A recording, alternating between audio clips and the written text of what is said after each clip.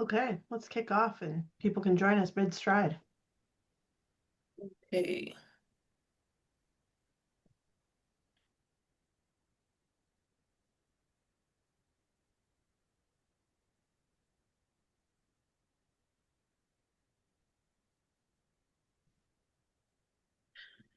Okay, good afternoon, everyone. Welcome to SARP Connect session 3. My name is Chiamaka Eke, and I'm very pleased to have you all join us today. Before we begin, I would like to acknowledge that the Saskatchewan Association of Recreation Professionals work takes place in treaties 2, 4, 5, 6, 8, and 10, the traditional territories of the Cree, Dakota, Dene, Lakota, Nakota, and the Saulteaux peoples, and the homeland of the Métis. We honor and respect the histories, cultures, and ongoing contributions of Indigenous peoples across these lands, and we commit to fostering relationships built on respect and understanding and collaboration. The goal of SAP Connect is to create a welcoming space for professional dialogue where ideas are exchanged, challenges are explored, and new opportunities for collaboration can emerge. Before we get started, this session is recorded and will be posted on the SARP website for anyone who is unable to attend today.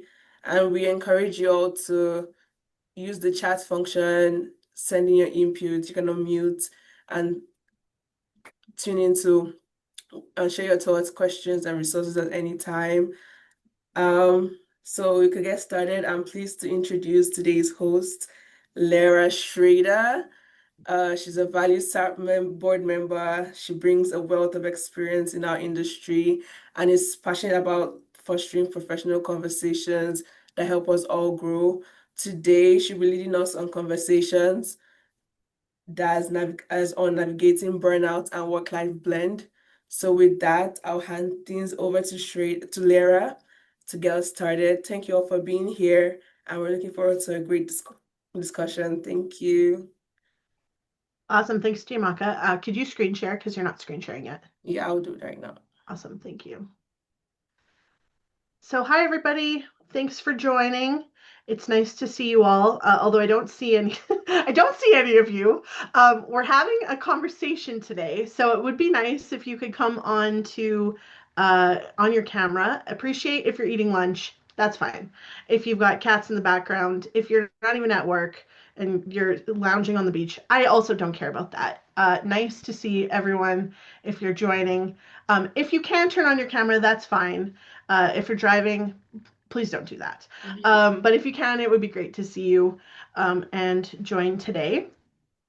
So I'm happy to be the host of our third SARP Connect and to talk about a topic that has been, unfortunately or fortunately, not sure, close to me in burnout and work life blend. So just we're going to explore what that looks like today. And Chiamaka, if you just want to go back, I asked Chiamaka to make this slide, me, the queen of burnout. So just to share a little bit of my personal journey with burnout. So I think there's lots of factors that have contributed to me experiencing burnout throughout my professional life. Certainly, one of them is that my parents are boomers, and they really instilled a work first and rest later perspective.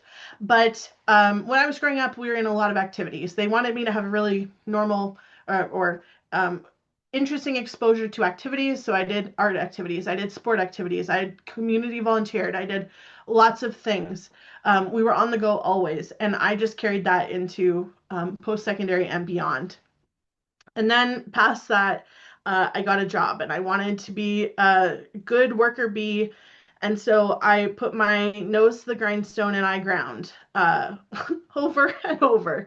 And it wasn't until I would say 2018, 2017, I should say, so 8 years ago, I had decided to go do my master's. And so I was leaving the role that I was working in. And I think that I had a boss who was really familiar with burnout as well. And the culture that we had in our workplace wasn't overly supportive of rest or taking breaks or the flux of the working hard and then letting off the gas a little bit. So he was like, if you have free time, I'll pay you overtime. You can work as hard as you want to get us ready for this transition. And then I went to do my master's, and no one in the university space has ever taken it easy, because as an academic, you got to hustle to produce the publications, to do the research, to get your name out there. So it was more of that and endless reading. And ever since then, I haven't parted ways with burnout.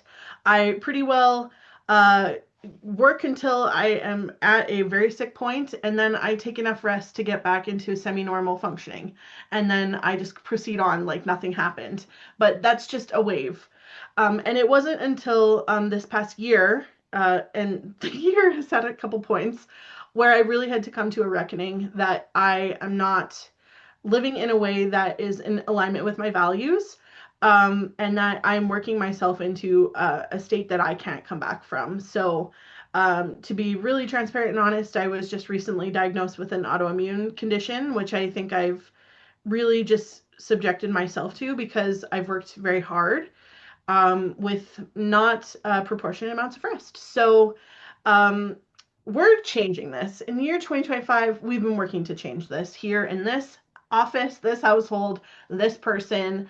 And it's work in progress, but I'm happy to share with you a few things and hear from your experiences with burnout, or if you've never reached that point, exhaustion or emotional depletion, as it were. So please, Chiamaka, next slide. So we're going to explore work-life blend, and on to the next slide too, please. So, what is burnout? So, I think burnout became central to the conversation in 2020 when we were in the crux of the pandemic. We were right in the middle of it, and burnout started to become a lot more of a topic that we were hearing with healthcare professionals, with frontline employees. So, and doing an exploration of what burnout is, it is characterized by the World Health Organization by three components. So, number one, there's a component of exhaustion. It's the central feature of burnout. So it's profound physical and emotional depletion. The second thing is you might feel mental distance from your job. So you might become cynical if you've never been a cynical person. You might have give zero shits, frankly, about the work you do when that's not you. You might not have any investment into the resulting product that you're putting out, or how your colleagues matter. You're just really putting a lot of distance between yourselves. And then the third is you're just not having the professional efficacy you've had before. So you're probably having a decline in your competence and your productivity at work, or at least feeling of that. And for me, that's really, I felt like I was being gaslit because I was trying to do things that should take me a fraction of the time that it was taking me, like a quarter of the time it was taking me. It was taking me all day to do one thing when it should have taken me an hour to do that. And I just felt like, surely I was not like this. Surely this is not how it should be. But it was the cynicism that really got me when I could have just walked away and pitched this laptop over the edge of a cliff and not given one more thought about my own work. Um, for anyone that knows me personally, that is just not how I function. So it was the cynicism that really was the red flag. So, Chiamaka, proceed, please. So, I'd love to hear from any of you and open up the conversation to if you have approached exhaustion or burnout or reached burnout or exhaustion. What has been some of your red flags? Because when I started talking to other people who experience red flags, they were saying things and I was like, I have never even noticed that. I wasn't even paying attention to that. So for me, one of the red flags definitely that I was in burnout was the cynicism. The second was I just wasn't to the point of the reduced efficacy. I really wasn't operating at the level that I thought I could be. But the third is when I started to think that if I just worked a little bit more each day, I would get through the thing I needed to get through.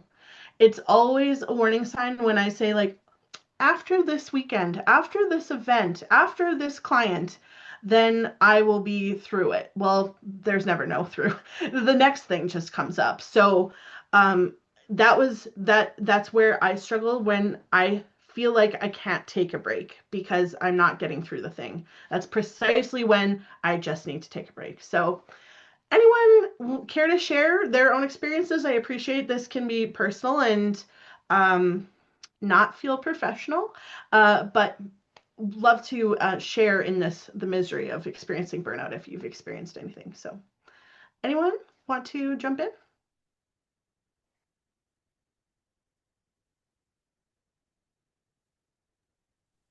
I think I can speak to that a bit, Laura, especially just being a student who's like working and trying to stay on top of it. I think one of the hugest signs of approaching burnout is no longer enjoying the things that you used to enjoy. Like I used to love going to the gym and everything, and then when I would get a day off, I'd be like, I'm just gonna lay in bed all day just because my body needs that much of a break. Like I can't even think about doing a hobby or doing something that would excite me. I'm just like, I just need to lay here. And then I think just again, yeah, just not enjoying the things that you used to is probably a sign that you're like, I need more time within the day to just take a step back and relax a little bit and be able to recuperate. Yeah, that's a really good point, Abby. And also one of my red flags too is when you finally do take a break and then you can't figure out what you want to do with your time. Like I have tons of interests, I have tons of hobbies. And when I can't identify one that I want to take my spare time to do, like we are well and gone into the poor territory of exhaustion or burnout. So thanks for sharing that, Abby. Helen, go I can ahead. share. Yeah. Can you hear me? Yeah. Yeah. Okay. I think too, sometimes when we start to get in our own head about how irreplaceable we are to the position that we hold or the task that we're doing or the job, like when you start that self-talk of like, I have to work, even on my holidays, I have to be reachable. Even, after hours, I have to be accessible. All of that self-talk that's like, if I'm not, life, like things won't go on. Well, everything will go on. And I find that when I start to have that conversation with myself, right, in my own brain, that like I'm almost irreplaceable. And if I don't do this, nobody else will, then it's like we're putting so much pressure on us unnecessarily. And that's a really hard one because, well, Lara, you and I, like, we know each other. And that's how you feel a lot of the time. It's like, if I don't step up, nobody else is going to. So I need to. But that's an unfair like standard to put on yourself. Like you need to recognize what your ability is or inabilities are and recognize how you're feeling and your mental capacity in what you're doing and make sure you prioritize yourself. Yeah, good comments, Helen. And to extend that, what you said that just sparked for me was when even if you step away from your work, that it doesn't leave you because you're still thinking about it. Not to overshare about my own spouse, but he's a school teacher and will be, he's at home. He's not at school. And then it's like quarter after 10 at night. We're getting ready for bed. And he's like, and this happened today. And it's like, well, okay, now we're just like putting ourselves back in the classroom, but we're not there. We're not like detaching from this. And there was one point in June where, he's trying to really get through the last 3 weeks. And I was like, this weekend, you don't get to talk about school once. Like, sorry if that's painful for you, but you need the break. And if we're just holding on to this, we never are actually giving ourselves the break. So, yeah, when you're having that conversation, like, without me, this won't happen, or I must think about it while I'm not even doing it so that I'm ready, then these are probably red flags. I can just to sort of add what Helen said. I think, for us anyways, of that feeling of, if I don't do it, it won't get done. I think in a lot of positions, we're very, not that we're short staffed, but there's sort of only one of us. So if we don't do it, who will do it? there's not, I mean, there's a team, but it's a small team. And it's not like your coworker will say, oh, I got this, or, it's not a big group of you. So I think often there's a lot on our plate, and maybe that's where that feeling comes from. And then you're right, you think about it all day and wake up in the middle of the night, oh my God, I forgot to book that facility, or, whatever. And so it's resources as well, I think, and we really, there's no way to fix that, because that's in the questions, resources and money and things like that. So we are sometimes in a difficult position that way. Yes, thank you. That is an excellent segue. I didn't even set you up to do that. So, but you're totally right. When we are in a small team, it does feel like it is us or no one, because who else would it be?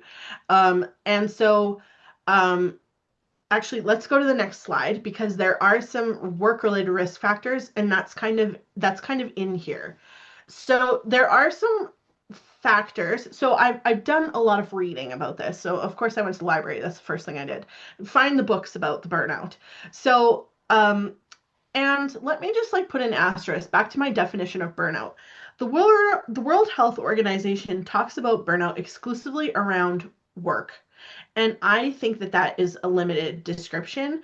I think you can also have burnout in your personal life. And I think, to your point, Siobhan, it can be like the relentless grind, pushing the rock up the hill, or continuous. It's the continuous factor when you can't get out of it. So, first of all, there are some work-related risk factors. So, number one, oh, and what I wanted to say before I go on is that they talk about the potential for burnout to occur if these things happen. So that's not to say if these things are in your role that you for sure will have burnout, but they could be present or increased because of this. So number one, unclear job expectations. So if you go into a role and you don't clearly understand the expectations, or the target is always moving, that can cause inner strife and result in moving you towards burnout. Workload, having too much or having too little of a workload. So to what Siobhan just said, if the tasks are endless and you never feel like you're getting out from under it, that can cause burnout. But also, I actually have been on the other side of that, where I took on a role in the semi-recent history that was really under my skill set.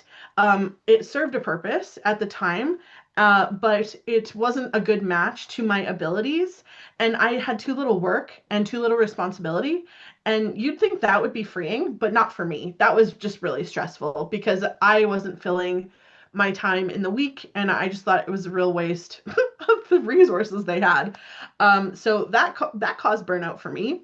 Lack of fairness. If you don't, if there is a staff team and some people get concessions and other people's don't, or some people get more benefits than others, and you're aware of that, that can be a factor. A mismatch in values. So this could be professional values, and it could also be personal values. And that could be around the culture of how the coworkers interact together. So if they're asking you to do X, and that's really against your personal values, that's not a good match, and can be a risk. Insufficient reward or recognition. So if you feel that you're not being paid appropriately, too much or too little, I mean, again, rare. Who would think they're being paid too much? But it's possible. Or other benefits, that can be a risk factor. Breakdown of community, for instance, if you don't get along with your coworkers. One of my good friends right now is having a lot of trouble with the interpersonal relations of her coworkers, and she really feels like she's on an island on her own. It's causing a lot of burnout for her. And then control and autonomy. So how much say do you have over the things that you get to do? Again, too much or too little. It's not simply about being too much. If there's a mismatch there in what you can do, that's a risk factor. On to lifestyle risk factors. There are a couple here. So if you have work-life imbalance, if one is taking too much of your time and effort, If you have a lack of social support as recreation professionals, we know it is extremely important to have social supports in your life. That makes all the difference in your health and well-being. So if we don't have a good number of those in the workplace or outside, that can be a risk factor. Taking on too many responsibilities. Hello, it's me in all the realms of my life. I can see you, Aileen, you're smiling. Yeah, that can be a risk factor if you just have too many hobbies or too many commitments. And then poor self-care. If you're not contributing to your self-care in the way that you need to, that can be a risk factor as well. So on to the discussion about these items. And here I want to discuss into the recreation elements and being a professional in recreation specifically. So I'm interested to know what people think the systemic factors in recreation are, and whether you're in TR or culture or recreation or sport, what have you. Um, I think, all are experiencing some seasonal delivery and some tight budgets, some public expectations. What else? What are the other systemic factors that contribute to a potential or risk of burnout for us?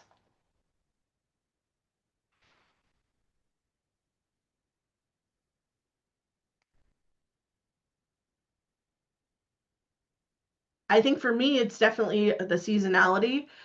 July and August, no one is working really. But September, it's go time. October is endless conference time, endless PD day. So getting through that and everything else, that can be very exhausting and challenging to burnout. What else?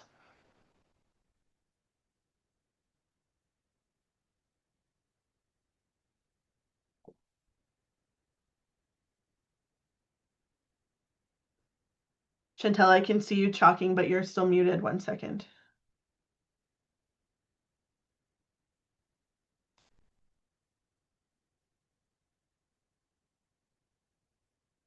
She's stuck. She's stuck in the mute. Okay. Well, feel free to put it in the chat. Anyone else? I can chime in kind of on that, along the lines of working and playing in the same kind of spheres, that it's like we host all these workshops on volunteer retention and recruitment, and really you're just like recruiting yourself and always just signing up so that something can happen for your community and your, I guess, jobs and stuff. Oh my gosh, that's so true, isn't it? Uh, I I used to work at Sask Volleyball and was a volleyball referee, and I had to stop doing that while I worked there because I was like, there is no separation of the church and the state here. Just do the volleyball Monday to Friday, then go do the volleyball Saturday, Sunday. Like it's too much volleyball, so that's no good. Yeah, so I hear you on that, Aileen. Are there any other factors that you see in your roles? I'm unmuted now. Yay. Okay. Perfect. So for us in long-term care, summer is so short. And so, I mean, we have so many things that we want to get done in that short time frame. And we have outside sources, like we're part of RIFA, we're a partnership with RIFA now too. And so, I mean, that is a whole other ball game. And then just gearing up into Christmas, into like there's just so many things. So our summers are kind of crazy. So, and then of course the people taking off on holidays too, myself included, then you get behind on a lot of things, right? So then you're feeling guilty that you weren't available to do those things as well and contribute to all of the things that we plan over the summertime. Good comments, Chantel. And I'll just come back to you for a second before you leave. Do you think also there is a challenge with not celebrating or like you do the thing, you do it well, but then you have to move on to the next thing because your time, what's the word? Short on time, and so you can't actually celebrate or like debrief the thing before you move on? Well, and that's the kind of funny thing is we actually really worked towards our department doing better that way. And so we do make sure that we have a department meeting the first and the third Wednesday of every month now. where we never used to do that at all. It was maybe once a month, once every 2 months or whatever like that. So we do actually debrief and reiterate what we've all been able to do and, celebrate those things too. So yeah, it's been better that way, but before we didn't. So yeah. Yeah. Thank you for sharing. I'll add in on that too. Have you guys noticed even since like with the onset of like all the different Zoom meetings and Zoom workshops and stuff, it's that you don't get that like decompression to like then hop in your car and drive home. It's like you're just being like, okay, that meeting's done and now the next thing. It's like there's no walk away and step, like physically leaving a space or a building to get to the next space. It's all just like it's all here. Definitely, and I think alongside that, I really enjoy the face-to-face element. So I had been trying to make most of my meetings Zoom meetings, but then you feel like you have to be on every time, and if you're doing 4 of those a day, that's super exhausting. So I've started shifting a little bit back to phone calls. And so 1990s, I appreciate, but we need to not always be on and have to perform in that way, and then we lose that transition time that you're talking about, Aileen. Like, oh, I absolutely hear you on that. And so thinking about uh the fact that, I mean, I would challenge us, there probably is no one here who isn't a passionate recreation professional, because you probably wouldn't be here if you weren't. um I think passion plays into it too. So we have this question here. How does passion for recreation and your role make it harder to set boundaries and protect your personal time and energy? And on that, the extension of that is we have to be on. And I think a lot of us have public facing roles. And a lot of us have roles where people might just stop in. Um, I, uh, I know that there's some people who have like public offices and people will drop in anytime. So you have to drop what you're doing to respond to that inquiry. How do these things contribute to additional risk of burnout for us? What are you experiencing in your roles? We find that in our office, and I actually had that on my list, people dropping in, I mean, which is fine, but you're right, you do feel that you have to be on. And then while they're there, they'll say, well, while I have you, and it can be totally unrelated, but because it's the city, because it's parks and recreation, they're asking about trees and why isn't this area mowed? And so then you have to stop what you're doing and call the parks manager and pass that message on. So we're often the middleman, we find. And then if people don't get back to us, and that's sort of still on your to-do list, and then a week can go by and you're like, did that ever happen? And so you're always following up, and it's very, very time consuming, as you would know. Mm-hmm. I hear you on that for sure. Like the people dropping in or phoning is people seem not to read the documents you send them. And I can only think because maybe it's on the phone. If we send them a contract, the dates, times, everything is in there, but then they will stop by or they'll phone and say, what time did that class start? Well, if you had read the confirmation or the receipt, you'd know this. So we find we're dealing with that more and more, it seems, in this office anyways, because from the office we do bookings, programming, so there's a lot of confirmations and documents and things like that are sent. And yeah, it's just like people don't read anymore. No, I'm currently working with a client who really likes to send a wall of text out. I'm like, okay, let's just strike 80% of this. Let's just get to the crux of it to tell our people what we need to say. Brian said in the chat, we have lost a lot in not holding face-to-face meetings and sessions, etc. Losing the opportunity for face-to-face interaction, conversation about additional topics, socialization, that time and those conversations, I think, contribute to relieving burnout at least a little bit. I absolutely hear you on that, Brian, because it comes back to that social network and perhaps a little bit of commiseration too. So thanks for sharing that. Do you find too that the passion for community rec anyways, that people have, you find that it bleeds into your actual life, like you live your recreation job basically. Like, you know, Aileen's probably at the skating rink talking about grants and programs and services, and I know that she probably is. And you know, it follows you because you live that, right? It's a recreation is a lived experience, and you find yourself, it's hard to escape it in your day-to-day life. And I think it's, you know, because we live and breathe recreation every day in our lives, and that's a part of our job. And so it's really hard to disconnect yourself from something that you are so passionate about when you're Mm-hmm. having your me time. Mm-hmm. Yeah, and I what you say is so true. I've definitely observed it where I'm going to watch a sporting event because I work in sport for those of you that don't know. And you know, then you observe abuse of an official or a coach that's not upholding a code of conduct. And then you're like, well, do you say something or do you not say something? Or how do you say something? Would those people care even if you said something? Like, yeah, that's the seedier side of it. But certainly, um, I have definitely been to like sport events where I'm like, wow, they could really be doing this a whole lot differently and better, I think. So then it takes something away from it a little bit. Thanks everybody for that conversation. Let's go on then to talk about blend versus balance.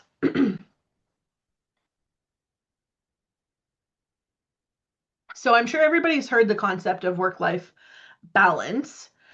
And recently, I was introduced to the topic of work-life blend. So work-life balance suggests a clear separation of work and life separate from each other. And politely, I would like to suggest that when the working culture was more slated to the man and the man's experience in the workplace, that maybe was more possible. Um, where you try to keep work on one side and you keep personal life on the other, and they don't really intercede on each other. That's what you're striving for. It implies that work and life are two separate and potentially competing entities. I used to work with a colleague. We worked together 14 months before I learned that he had a wife and two children. Like, he never, ever talked about his personal life, ever, ever, ever. And I just so happened to be there late, and I don't even think he knew. And he called his wife and was talking about her being pregnant. And I was like, hold on, what? Like, I had no idea. And so that's when and my other coworker, she did know that. Like, she knew that he had a wife, but she didn't know he was pregnant. And I was like, did you know this? Like, the separation of the two was supreme for him. So this is in difference to work-life blend. So it's the concept that work and life, they're not neatly compartmentalized. And I think in recreation, what we've just been speaking about is they're not separated really at all. It's about integration and finding a harmonious way to blend the two. And the idea that perhaps we need to flux in one area and work more in one area and less in the other. If perhaps we're thinking about it as a whole pie, everything we have to contribute is 100%. Like, our day is 100% a circle, and we're giving work this much. We're giving work perhaps 40% here, and personal life 60%. But on Friday, we're giving work 20 and we're giving life 80 because whatever. And next week, maybe we're giving work more of that. And it is all the components put together.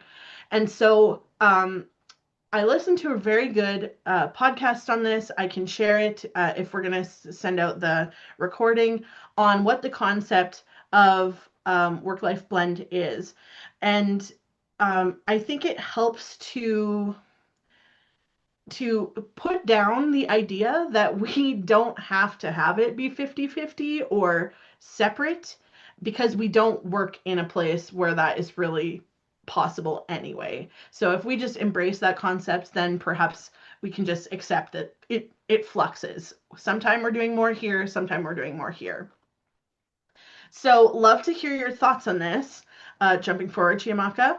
to when you hear that term, if you're new to it, what comes to mind to you? Like, does it sound like absolute BS? Does it sound like a good concept? Do you have to think about it more? What are your reactions?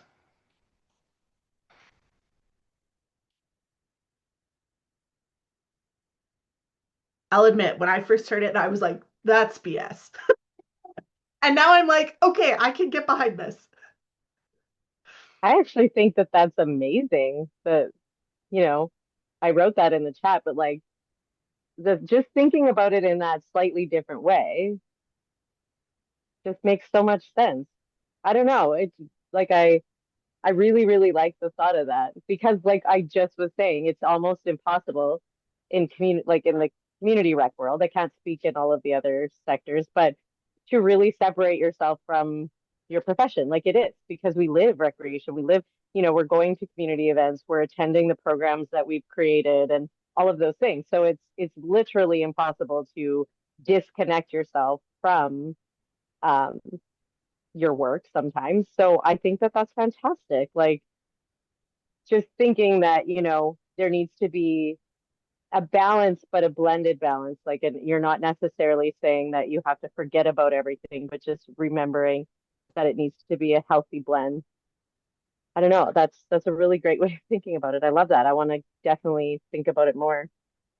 Yeah, I agree with you, Helen. And I also think about okay, maybe we break down the pie of like work and life, but I right now I'm conceptualizing it as like a further breaking down of the life. Not that does not the way I said it, but like a further delineation of the elements of your life. So perhaps work is a component, but also your personal hobbies are a component, and your child caring is a component, and maybe your elder caring, if you're all of those are the blend, and they all flux together rather than just work and life being one homogeneous blob otherwise.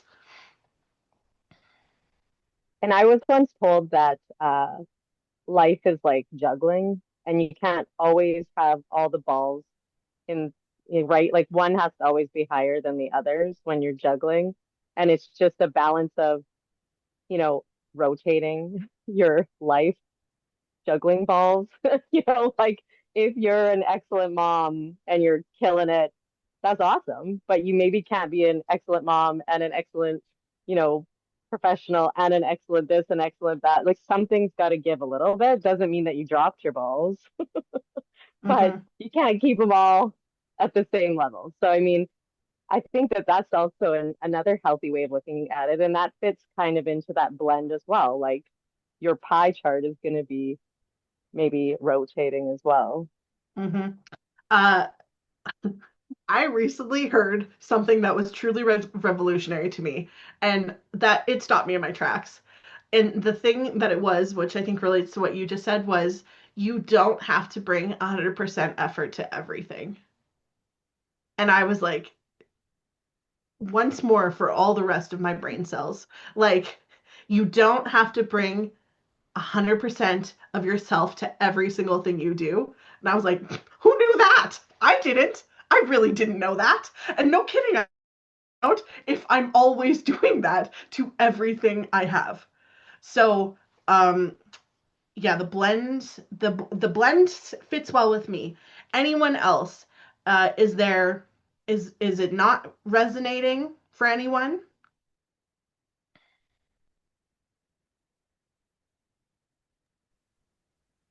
I don't think it fully resonates for me because I'm the kind of person who, when I step out to work, I want to put it down. I'm just like, I don't want any blending. I'm fully okay with when I leave this space, it's just life. So I'm just like, I don't know, because I feel like I'm the kind of person who would allow one of the blends to fully take over, and then it would no longer be a blend for me. It's just I would get back to the same point. So I'm just like, I'm okay with the work-life balance. Like I'm okay for right now to be fully work and I'm committed to that. But when I leave this space, I don't want to see it. I don't even want to Mm-hmm. know what work is. So I'm like, Mm-hmm. I'm okay with the balance because that's what works best for me. The blend is great for you guys, it sounds. But for me, I'm like, I need the balance because if I start blending, it's going to be like a 90-10 blend. And I'm like, Fair that's enough. just not a Yeah, good blend. Not a fair good. enough. That makes a lot of sense to me. Thank Yeah. you for sharing that. Chantel, I can see you. Were you gonna add something? No? Okay.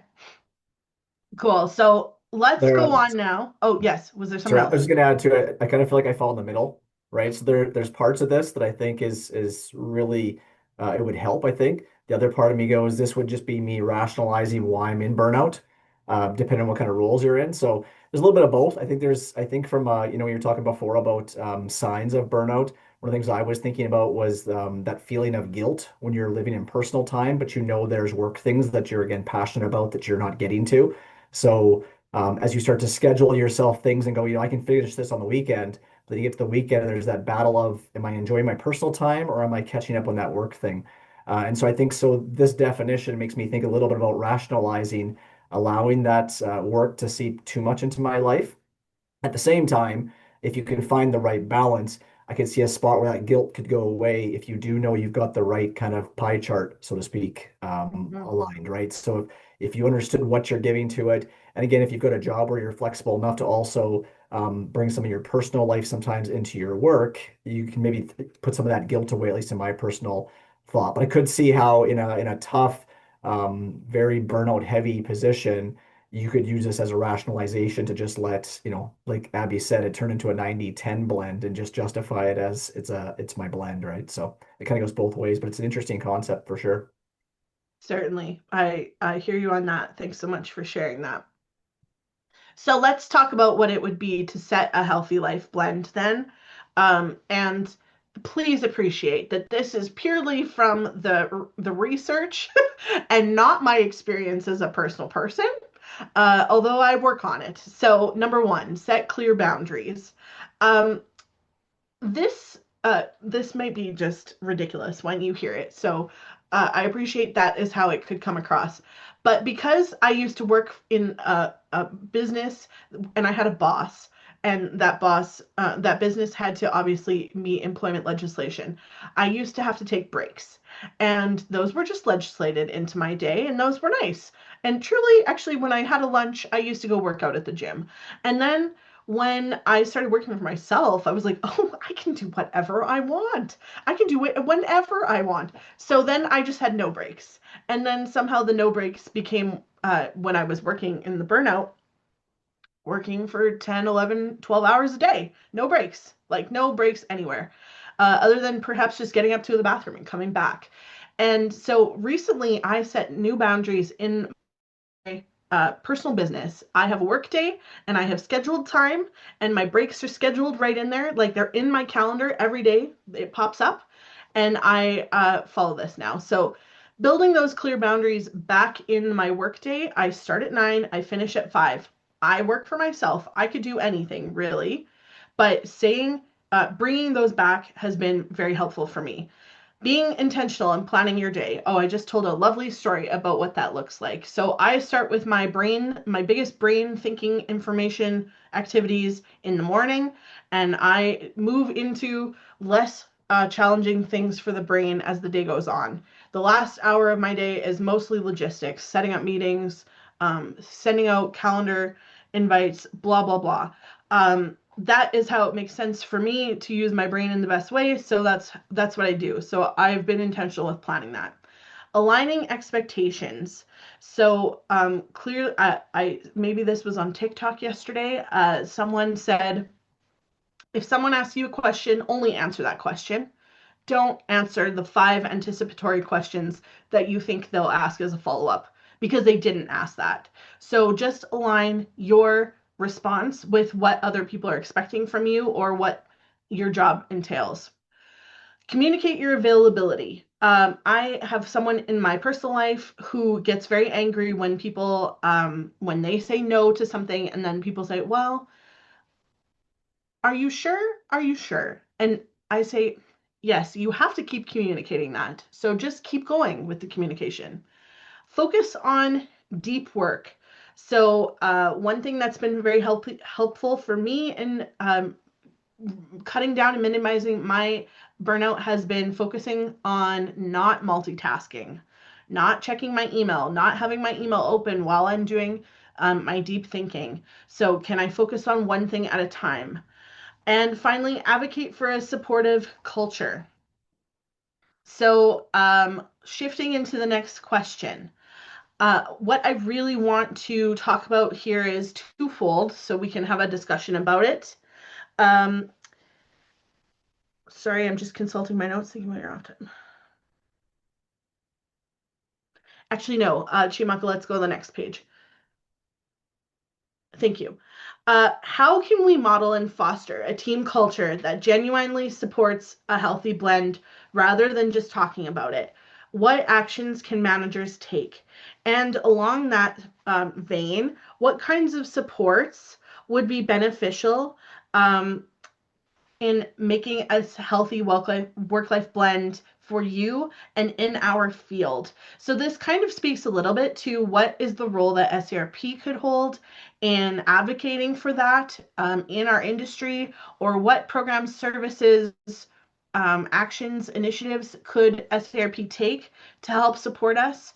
I'm really interested to think about this question, that about ideas that you might have, because appreciating that we might be the one or only person or part of a small team, there are some challenges that we can encounter in our field.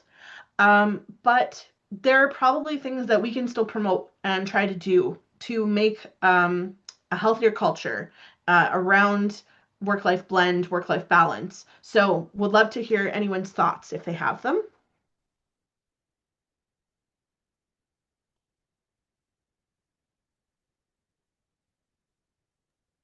Not sure if this fits exactly in here and might be super specific to the districts, but if there's some sort of like overarching, like there's no real HR world, I think, in some of these places, and not sure if that's like maybe there could be an HR, like maybe we could go to like Sask Sport. I don't even know if there's one there, but that's just like a random thought, that to like talk some of these things out, if it's nothing that you can talk to maybe with your ED or maybe with your board, or where that direction is supposed to go. Mm, yeah, so I think you're saying, Aileen, like that the worker, the employee could go and have a sounding board. Is that what you Yeah. mean? Yeah. Yeah. Yeah, that's a really cool idea. Thank you for sharing that. I don't think the districts are alone in that concept. What other ideas?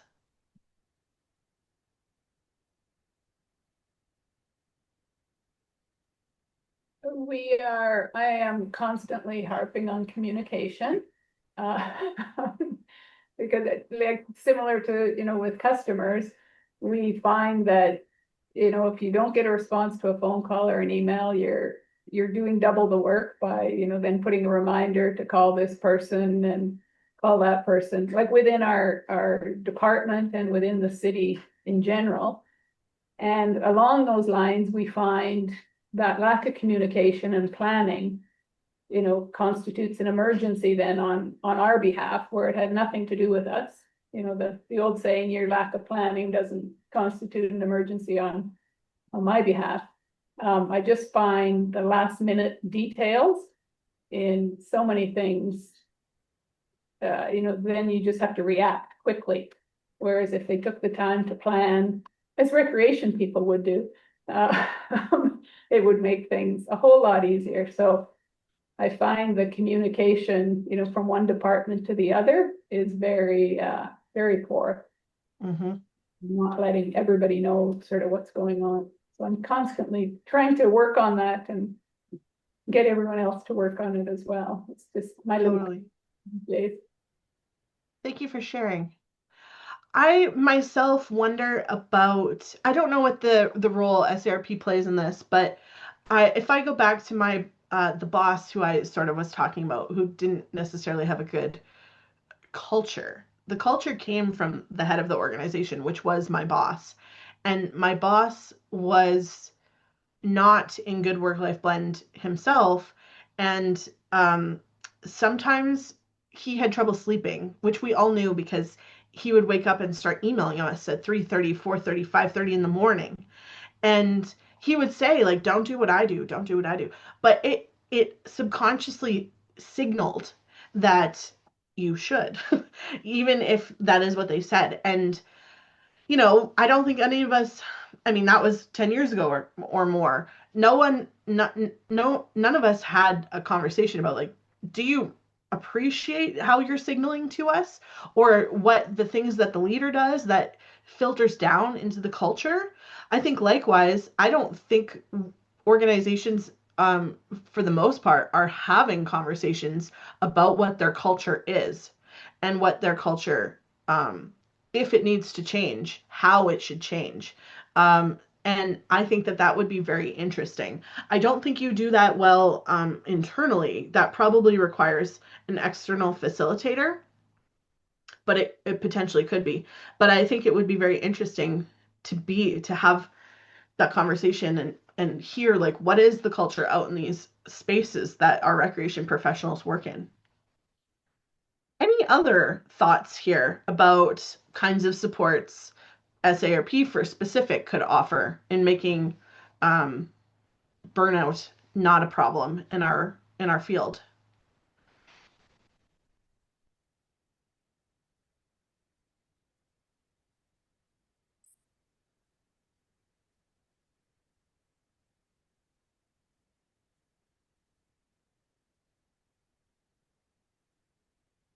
Okay, well, in conclusion, conversations like this I think also help. Uh, Chiamaka, let's just hop back to the previous slide. Okay, and just to finish up with, if you have found yourself in burnout or in exhaustion or mental fatigue, what are some strategies you've set to protect yourself from that, even in your busiest season? Examples could be out of office, communicating that you have delayed response time, how you schedule, taking time off. Has anyone implemented anything that's worked for them?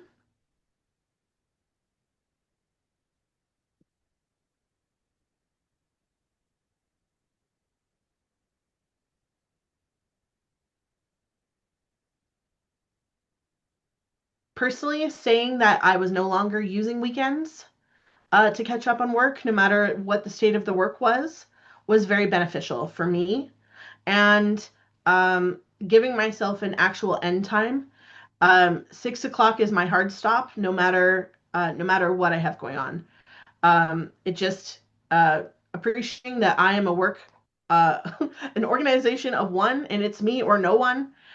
We just have to live with that because I can't be my best self if I am working myself into a place where I can't work, and I have done that. So admitting that I need a hard stop, regardless of whether the work is done or not, has to happen.